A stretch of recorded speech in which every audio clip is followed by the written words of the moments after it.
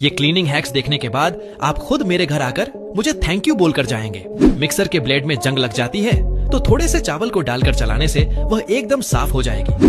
नींबू पर टूथपेस्ट को डालकर बाइक के हेडलाइट पर रगड़ने से उस पर लगे दाग साफ हो जाएंगे। बर्तन एकदम जलकर काला हो गया है तो थोड़े से नमक और आलू के टुकड़े को लेकर उसे रगड़ने से वह पहले की तरह नया हो जाएगा। कैंची में जंग लग गई है तो इस तरह नींबू में डालकर निकालने से साफ हो जाएगी।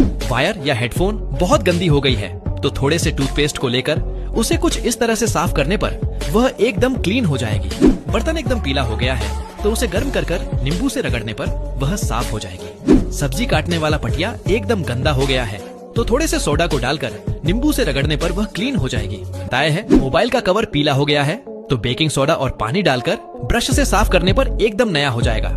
पैन जलकर काला हो गया है तो शेविंग फोम डालकर धोने से एकदम नया हो जाएगा। पानी से स्प्रे करके पेपर से रगड़ने पर शीशे पर लगे दाग साफ हो जाएंगे। बच्चे दीवार पर ड्राइंग बना देते हैं तो टूथपेस्ट को पानी में घोलकर स्प्रे करने से साफ हो जाएंगे। इलेक्ट्रिक चूल्हा पर जलने के दाग हो गए हैं तो उस पर बेकिंग सोडा डालकर नींबू से रगड़ने पर चले जाएंगे। बच्चे शीशे पर लिपस्टिक के दाग लगा देते हैं तो शेविंग फोम लगाकर पोंछने से चले जाएंगे। अपनी मम्मी से प्यार करते हो तो एक लाइक और सब्सक्राइब भी कर देना मेरे दोस्त।